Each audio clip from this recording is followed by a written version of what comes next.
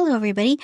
So this episode is going to be about what to do if you need to make a pretty big change, or you didn't like how last year went, or you feel like you are not booking the type of sessions that you want to book. So that's what it's going to be about. I know it's kind of a weird time of year to do it, but I want to do it now instead of waiting to the new year, because what might happen if you wait is that you will look ahead at your calendar, freak out about the lack of bookings, and fall into the same trap. So I just want you to think about a different way to consider the past year instead of just doing what you've always done. Okay, so the first step is going to be called the ruthless cull.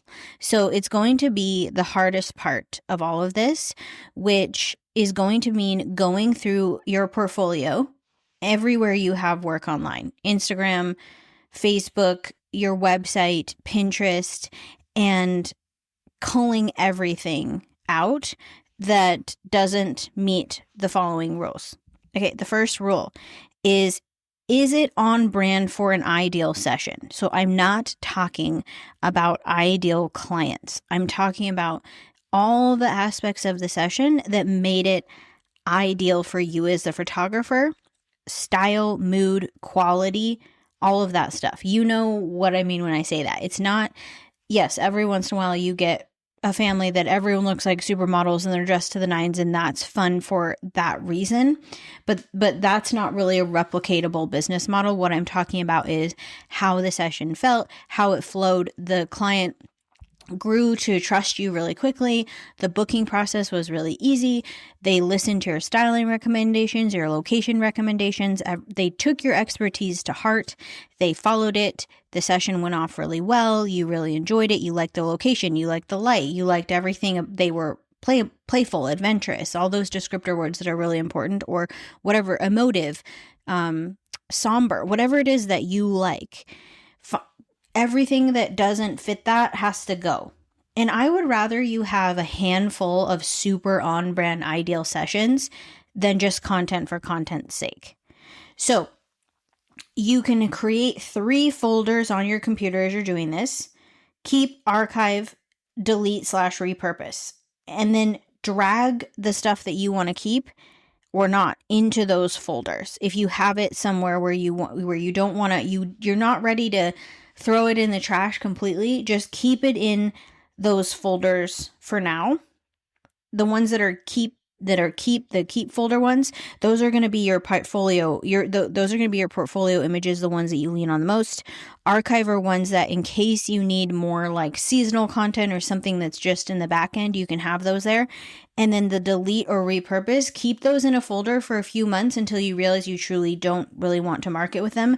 That way the cull isn't as ruthless as just throwing everything in the trash. So give yourself a little runway there to make the decision.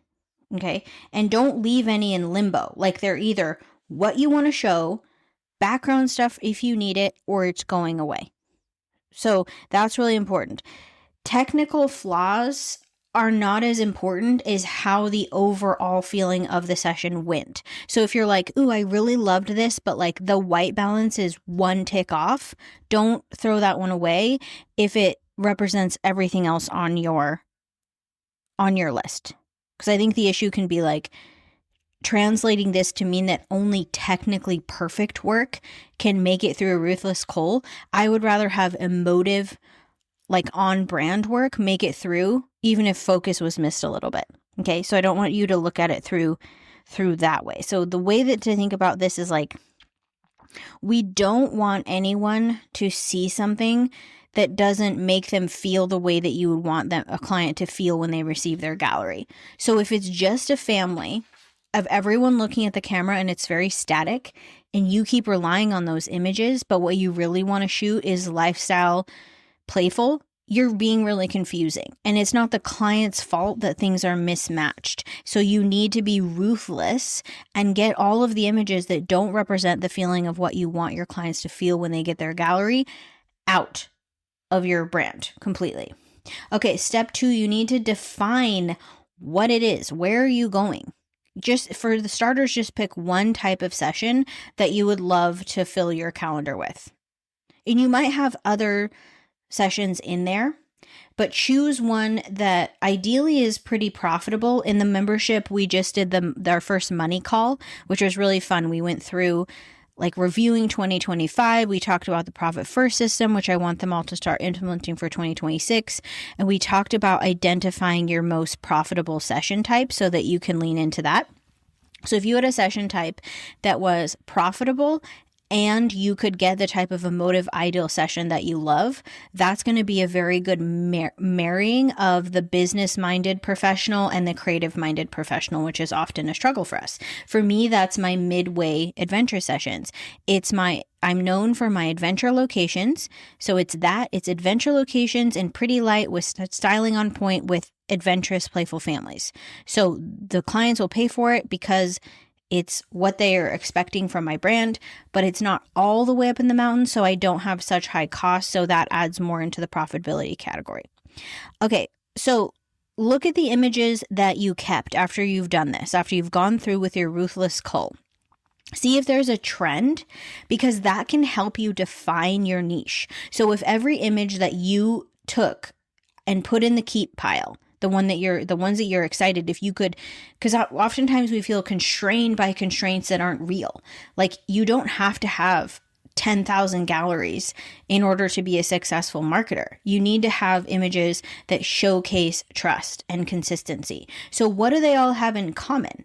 And that will give you your niche and how you can talk about it. So you can talk about the action of it. So for me, it's playful, adventurous families. That's a very specific type of family. That's not a stand and perfectly posed family. It's adventurous locations. It's not your local park.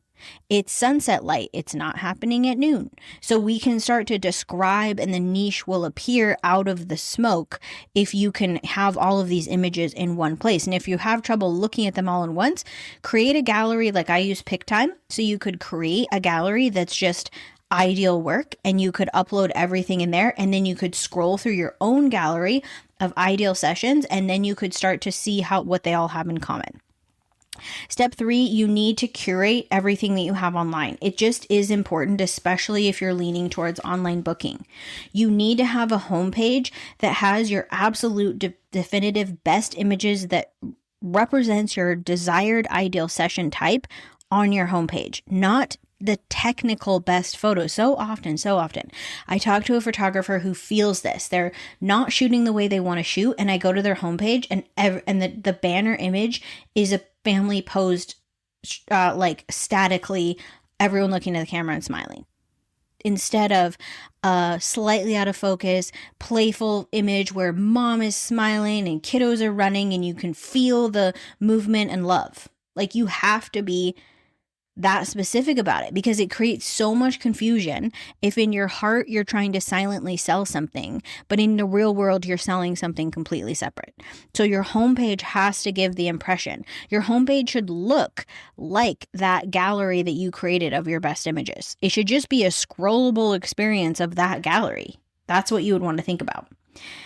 So you don't need quantity necessarily here. You need enough so it feels like you showcase that you can provide a consistent result, but you don't need 50 galleries of images to show. You need 20 to 30, that's a word. 30, you need 30 images per session type, 20 to 30. Oh no. So that's what you need. That's easy. You should be able to, at this point in your career, create a gallery of 20 of your favorite golden hour sunset session images, if that was your niche that you want to lean into. And this activity of creating a gallery of each of your session types is so important, because as you scroll through, you will begin to feel the things you want your clients to feel. And that will help you as a marketer to define that for them and help you see what they might need help with to achieve it, and what took this family from being someone who is maybe feeling stiff and posed to having the freedom to play an adventure, or a family that's always just met you at the local park dressed in their holiday gear to a family who's now running around in the wildflowers during spring. So you need to immerse yourself in your own ideal work so that those sort of epiphanies have a chance to occur. Because if you don't have that, if when you look at your own work, you want to vom, that's not going to help you. And you can't be a good marketer if the product that you're marketing feels off center to your creative heart. So I would rather you have 20 extremely on brand ideal session images that even if you're consistently showing those and talking about them, I would rather have you do that than have a portfolio that's padded with fluff that doesn't matter and doesn't actually excite you as an artist or excite your potential ideal session participant. I don't want to say client. I hate saying ideal client, so I'm always trying to figure out how to not say it. The person who is drawn to the playfulness, the light, the styling, the location. That's who you're trying to educate and excite. And if you can get educated, and if you can pinpoint the points of education by looking through your own work through the eye of that person, you're going to become such a clear marketer. You're going to become even more of the expert of your own brand. Okay, step 4 is with this ruthless cull, what might come next is telling people that you've made a change. So if you've really been a meet at the park, everyone's in sort of just plain clothes and looking at the camera, and those are the images that the client say, like, this would be a good indicator for me. Like if the client was saying, can you do a head swap? If those sort of things were, we need a better smile from Johnny. If those sort of things were happening all the time and you were just done with it and you just wanted to literally capture the hour as it went down with your creative direction, then you need to market in a way that you have a new focus. One, it's going to force you to get clear on what it is. But it's also going to help clients understand that they may no longer be the best person for you, and that is okay. So we talk a lot on here about how much your own excitement leads to other people and potential clients getting excited about your brand. So you could announce this shift. Exciting news, my new 2026 focus is X. Position it as a benefit to them. Like if you like X, I'm now offering X. New niche, focusing on this. We're finding new locations. We're doing pose studio work. In pose maternity is my new focus in the studio. I'm switching from pose newborns to lifestyle newborns. Here's what that looks like. So you can give your past clients a chance to be the first participants in this new change that you're doing if you let them know. A lot of you guys are not communicating at all with past clients. So this is a perfect opportunity to jumpstart that communication and then keep it consistent. And guess what? Some people, they don't want to come along on the ride, and that's okay. Would you rather have someone along the ride who's not getting the work that they used to get from you and being disappointed every time, or marketing to find clients that align? That's the mindset shift. Update your bio and your messaging everywhere. Let people know what it is that's changed and what your focus is. Find those descriptor words. Is it snuggly in-home lifestyle newborn photographer? Be very descriptive so that a client who's looking for that particular work can tune in immediately to that copy. Like let's say you live in a town that's near the beach and you have been doing lots of sessions, but what you really want to do is sunset work on the beach with families that are playful. So you could be like, I'm introducing a new product, even though a new offer, even though it doesn't have to necessarily be new, you're just redefining it. The Adventure Coastal Family Sunset Collection. There's 50 spots available for 2026. This is what it looks like. Here's how I defined it. Here's how it feels. And you have those 20 images that you actually have taken that represent this particular package. And that's all you're talking about. You're just consistently talking about this one thing. And you become the expert of that offering because you are the one that is making it happen. Okay, step 5. That's not the step we're on. Yes, it is. This isn't really a step, but this is the way that this audit, this ruthless cull, this reimagining of what your brand could be, could go wrong. Okay. So the first one is the sentimental cull. So let's say that you moved to a new town and you went to a preschool and you met Jenny and you just love her. She's so sweet. And you photographed her family at the park and it was pretty stiff and they didn't really listen to your styling recommendations and they didn't want little so-and-so to be up past his nap. So you ended up shooting midday and you don't like the light because it's not on brand, but you really like Jenny. Jenny has to go. That's a sentimental problem. That's not going to help you. It doesn't matter what Jenny thinks at the end of the day because Jenny isn't putting the food on your table and helping you achieve your financial goals. So Jenny, she's out. Okay. Mistake number 2. I want to prove that I can shoot everything. No. People want a specialist. I actually hate this about my own brand. Which I know you guys know. I wish that I had one thing I could specialize in or could. I mean, I could. That's a silly thing to say. I definitely could. I just don't. And the amount of marketing work on my back is like a 10,000 pound gorilla. If you had 1 or 2 session offerings and that's all you were marketing, it would be so much easier. So you don't need to prove to potential clients that you can shoot everything. You need to prove to potential clients that you can consistently deliver a result that they trust. That's your whole job. Mistake number 3 is hyper focusing on technical consistency. So throwing images out because there's a little bit of a soft focus or something isn't technically right. I will say this is more of a problem for men. I feel like male photographers seem to harshly hyper focus and judge images on their technical consistency. Does technical consistency matter? Yes, but we know in this day and age, there's photographers like I just saw an image that stopped me in my tracks. It was like a snow image. It was like you guys may have seen this one because I think it went a little bit crazy, but it was like a family in the golden hour snow and there was a dog and there was a forefront blurring and there was all sorts of things going on in the image that may not be technically perfect, but it was a showstopper. And if every image in the gallery had a technical imperfection, but it felt like me as a photographer and it felt like what I wanted as a potential client, that doesn't matter.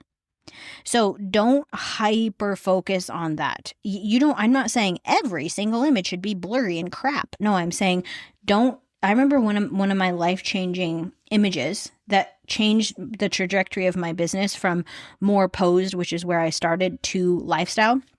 Was I had the parents standing in this field and I had the girls starting behind me, the 2 daughters, and I had them run around me. And so they're running towards the parents and the only thing that was in focus, like the girl's running and her hand was behind her as she was running. The only thing that was in focus was her hand. And then everything else was blurred out in motion and movement. And it was like, I was like, oh my, like 2 years ago, Fiona would have tossed that image. But it became like a defining pillar of where I wanted to go because I stopped judging myself so harshly on the technical consistency that I had been learning on all of these photography forums. So you want to have a defined process and you want to have a defined outcome. It doesn't have to equal technically perfect every time. Mistake number 4, prioritizing quantity over quality. If you say like, oh, but I need to have 10 images, so I'll keep this one. No, be ruthless. Be ruthless. It's okay. I'd so much rather see super consistent, ideal work that you love on your website and your social media, and your marketing is running ads to that page or creating a series or creating something to gain visibility around that particular very curated portfolio that is consistent. That is going to be a more trustworthy brand than having 100 images that are just there for the sake of living there. Okay, mistake number 5, doing the audit, but not marketing the audit. So you'll spend hours cleaning up your gallery, changing all kinds of things, making everything look perfect, and then your new changed persona just sits in the corner in the dark. Again, like we always say, you need visibility, you need to turn heads, you need to use this ruthless cull as a way to communicate and educate clients on why this matters to your artistry and ultimately to them. So let's do a little recap. First, cull. Get rid of any confusion. Second, define. What is it? Create that gallery that's just for you of all your favorite images and scroll through it and write down how you feel. You can even have someone else, you can even have someone else that you love working with, scroll through and ask them how it makes them feel. Curate everything. So nothing gets to show up tied to your name unless it's something that you would like to shoot again. Fourth is market. You have to then market and let people know about the change and bring them in. So those are basically the steps that you would need to do. It's going to start with a ruthless moment. There may be some sadness there. You may be like, oh my gosh, you may have that thing where you had clients who had the potential to be the type of session experience that you wanted, but you weren't clear enough with your artistic direction. You weren't clear enough about what you wanted them to do to join the partnership of you as the artist, them as a client, creating this type of work. Try to forgive yourself for all of that and just move forward from this day forward. From this day forward, this is who you are. This is what you're marketing. Ideally, pick 1 or 2 focuses that you're talking about consistently. Okay, so I hope that kind of helps give you some hope if you haven't had a year or the past couple of years that you've wanted and you haven't felt like your output as a family photographer is matching your taste as a family photographer. Which it's a hard place to be in. There's that Ezra Klein quote about taste. That's really good. If you need something, you can read that quote. And the reason you judge your work harshly is because you have a clear artistic vision in your head. You're just struggling to execute it. And you're creating confusion because you're confused on what actually creates trust. So these are the steps that will help you pull yourself out of that, redefine your creative vision, and bring people into the fold.